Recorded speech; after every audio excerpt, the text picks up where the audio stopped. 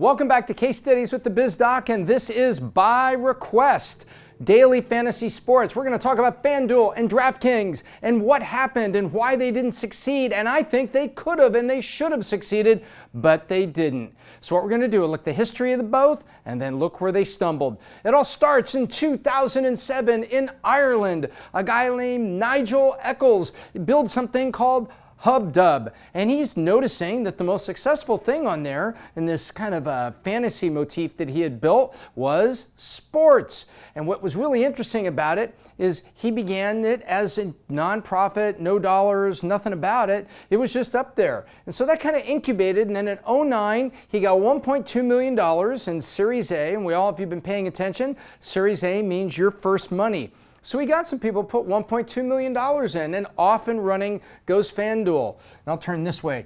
So then by 2011, it's really starting to take off, and he's starting to get into daily fantasy sports and American sports, and he's actually doing pretty well. And he raises $4 million in a Series B. It was way up in 2013, he raises $11 million in a Series C. Now what happened right about that time was DraftKings entered, but let's keep following FanDuel for a minute with the money they raised so we can see where they were, where their scale is before we get into DraftKings. Then we go, and by the time 2014 rolls around, he raises $70 million and has 6 million users. Then, now this is really cool and also really not cool if you ask me, he suddenly attracts Fox Sports, as in News Corp, and he raises $270 million in a Series E, but there was a catch. Fox forced him to sign a 3-year contract to spend $250 million in advertising. So I will give you $275 for a chunk of your company, but you're going to give me back $250 over 3 years to spend it on ads. And so, wow, so that's sort of like give and take of success. But you would think that all those ads were going to generate a lot of activity, and it sure did, and it sure would. Now, let's step back now. So that's what happened to FanDuel. That's where they went, and they had 6 million users at this time. A very successful business. They were starting to attract some attention. But now, here comes DraftKings, which I think spoiled the party and spoiled the industry. You may disagree with that, but that's my opinion. DraftKings starts 2012, 3 guys in Boston, Massachusetts, and they have the same idea to build something even better than what they'd seen in DFS, Daily Fantasy Sports. They get off and running with about $1.4 million, but they gained a lot of traction quick. In 2013, they raised $7 million in a Series A, and then they raised $24 million in a Series B, and it was bang, bang, bang. It was like popcorn. It's like you looked at it every 4 or 5 months. DraftKings was suddenly raising money. Then they bought a company called Draft Street and took in about 1 million users, boom, in one day. It then led to $41 million Series C, then a $300 million Series D, and they had 8 million users. So now you've got nearly 20 million users, 8, 6 is 14, and the growth on top of that in daily fantasy sports. So what happened? Why did the party go horribly wrong in 15? And can we see what was going on? Well, it starts out that, you step back and you look at it, and FanDuel had 60% of the market in 2012, right about the time that DraftKings was born. And you had this thing that was going on. You were starting to see billboards pop up because of all this money they had to advertising, like on the stadium walls. You saw FanDuel and DraftKings having stadium advertisements in almost all the baseball stadiums, some of the NFL stadiums, and in almost every sports program you would walk into. And you're starting to see it pop on TV. 15 would really see TV take off. But at that same time, you also saw the beginning of what I call the cocktail of death. Arrogance, hubris, and OPM, which stands for other people's money. When you have all this venture money, sometimes that makes you very cocky and arrogant. And in this case, there was arrogance, there was hubris, and OPM. Attorney generals were starting to ask questions like saying, hey, what's going on here? And rather than taking a more cooperative angle, there are widespread reports of stiff-arming and not really wanting to discuss it with legislators. And legislators were a little annoyed by this because they were like, wait, is this organized gambling or not? even though back in 2006, there was internet legislation passed that said that a daily fantasy sports with people getting together and actually having money involved was perfectly okay within some bounds. Well, you take all this and what starts happening? In my case study on Uber, we saw what happened to the arrogance of Uber and how they kind of stumbled. And then later we saw that all that arrogance and hubris actually led to Travis Kalanick, boom, getting popped by the board. And then one of his largest investors, Benchmark, suing his ass. So you got to be careful, especially if you've got something that could be good. So here we go. They've signed the NBA and all these announcements between 14 and 15 are coming out. Official DFS of the NBA, official DFS of NFL. And there's this just huge wave of success, and it all came crashing down suddenly. Go watch the case study in Theranos and find out that from January to November of one year, that bubble broke, and it broke fast with a lot of glass and blood on the floor. In here, what happened was it all started when in the midst of a background of all these attorney generals asking questions about, now wait a minute, this isn't real gambling, are you? And it's like, come on, man, this is okay, it's legal. Instead of taking a cooperative attitude and say, okay, how can we protect kids? How can this be better? What are you thinking? One of the things they were thinking was that professionals used automated spreadsheets to crank out as many as 100 different fantasy lineups and bets in the space of a minute. So that was like more than one every second. And whereas amateur players, maybe like you and me, were putting out maybe one or two over a 10 or 15 minute period. Well, the pros had all the advantage, and they were actually outplaying the amateurs. So there was a little bit of concern that there was automated syndicates involved and that the average guy was getting a raw deal. On top of that, there was things where, man, the pot of money's really going up here. Is this real advertising, for just a general fantasy league? Or is this real bad advertising, which is gambling, which you can't advertise? So away we go. Here it is. The spark that lit the hay on fire was DraftKings employee creates this huge drama when it all leaks out. You probably saw the news story that they had actually won a weekly fantasy, and the question was, were you seeing statistics from all the pros and everybody that were picking players, and you used not only player information but statistics on who was betting on what to put in a better lineup and get a better bet? And man, it was egg on their face, it was a huge controversy, and it was all the rest of the attorney generals needed to just leap into action from question and inquiry mode and being a little bit annoyed by the cocktail of death and just jumping in on this. Pretty incredible stuff, but let me be really clear. This DraftKings employee used all that data to go over to a FanDuel site and won $350,000.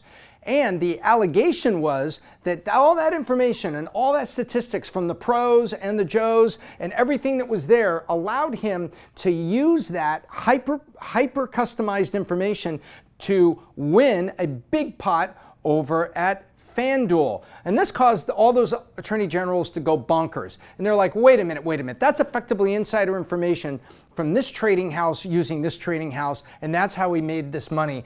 And instead of kind of owning up to it, DraftKings spent all this time saying, oh, you didn't have information, you didn't have that, rather than cooperating and saying, wait a minute, our people should not be playing. They should not be playing, even on rival sites. If you're involved in this, there should be, call it honor among thieves, call it safety for the players, but the mere semblance that he could have had all that information internally from DraftKings to go and win a FanDuel tournament, it just didn't sound right. And all the attorney generals thought it didn't sound right. And they were really miffed about it and saying, there's no way he didn't have this insider information. But instead, DraftKings takes the legal stiff arm, gives them the Heisman, and it doesn't go well. And that was just, man, throwing a match on the hay. That DraftKings employees led to huge controversy. Soon the NCAA is saying, nope, no more daily fantasy sports. Nevada is saying no. Now, Nevada had the Nevada Gaming Commission and a bunch of hotels that make a lot of money on football that would certainly prefer that you and I bet on football at the sports book at their hotels rather than we bet on fantasy football. So there's a little competitive action that was there pushing Nevada.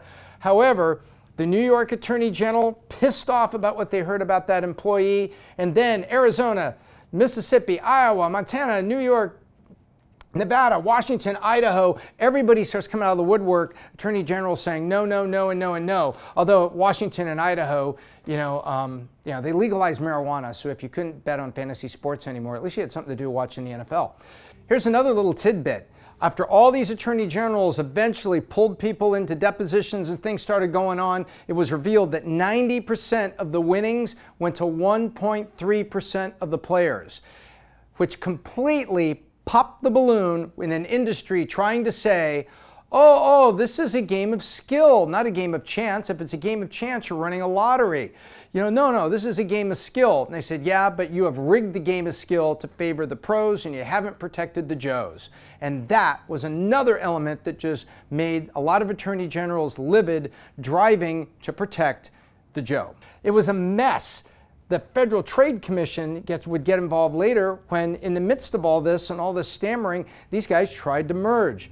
What was really interesting is 15-16 was like, man, it was heyday to bad day. At one point, check this out, they spent $30 million on 9,000 ads, the two of them combined, on week 1 of the NFL. That was more than beer. They spent more than beer in week 1 of the NFL. There's only one word for that, and that's damn. And combined, they spent an estimated $500 million in advertising that year. A new category with a player in there with $500 million of budget. You know what those networks were saying? Damn! Bring them in here. Let's talk to these guys and let's get them advertising on our channels. So this is this huge wave. And then boom, 2016, at the height of Attorney General controversy, what does ESPN do? ESPN dumps DraftKings. I mean, like bang, straight down. Fast stop, which led to all this cataclysmic things happening. For instance, FanDuel, the next money they were able to raise, $55 million, still trying to restructure and hang on, and they had to raise debt. Whereas DraftKings managed to find another 150 and then $18 million in the midst of the controversy, just believing that they could, make it forward, even though you got all these states saying no. It was really interesting that actually the state of Massachusetts came out and said yes, and it just so happens that DraftKings is from Boston. I wonder, was there anything to taxes on what DraftKings was doing that would lead Massachusetts to say, yeah, you're okay, stay here? I think there's a little of that. How can't there be in the face of all this? So what really comes down here in daily fantasy sports is you've got a category that provided something that was really fun and really wonderful. And two things happen.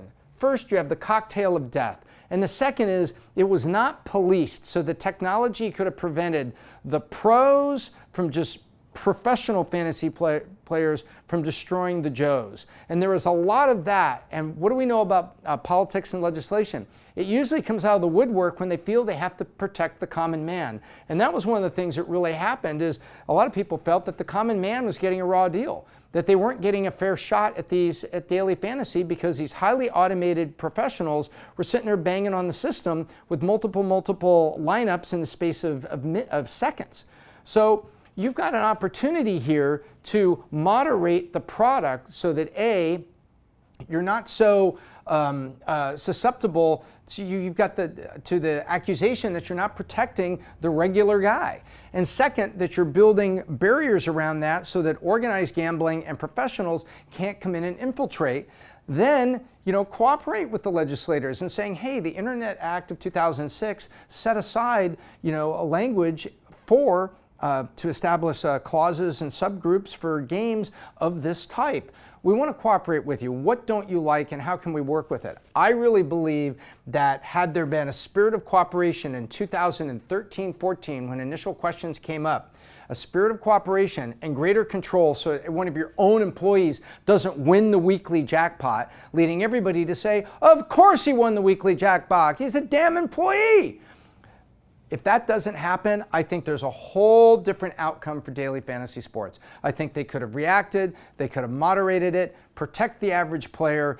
Don't be arrogant with the cops, which in this case is state attorney generals, especially if you get the state of New York coming down. I mean, this was the wave of negativity that was generated here was just beyond belief. And you sat back there looking at it like was stunned. It was like, for me, I felt like I was like watching a car accident in slow motion. It's like, who is at the helm? Well, a lot of times you're sitting there, just arrogant hubris. We can get through this. We'll raise more money. We'll do this. But you know what? In the end, it's still around, but it's a shadow of its former self. And maybe someday it'll make more of a comeback, but it's got to have certain controls and other things in place. And certainly, before you get all the states back involved again, you're going to have to kind of refine how things are going.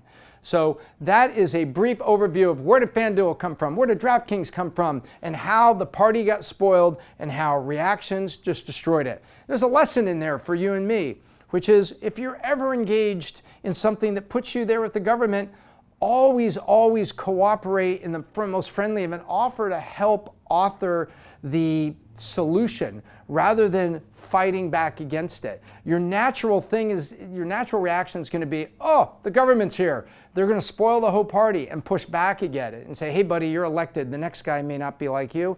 I think you don't bow down to government, but you have a spirit of cooperation and try to say, well, how can I help you author this legislation? You can look no further than the energy industry and the automotive industry who have actively worked with government to pen environmental legislation. And there's environmentalists that think that the energy industry penning environmental legislation is a little too close to the metal. But you know what? That's what they do. And there's an opportunity to do that. And there you have it. I bet you $5, Paul, you can't hit me in the hands with a pillow. Ooh, I lose $5 to Paul this week. Thank you very much for watching. Tune in to Valuetainment every week to see case studies from the BizDoc and the greatest content for entrepreneurs on the internet. Until next time, I'm Tom Ellsworth, and I hope I left you better than I found you. And I bet you $10 I did.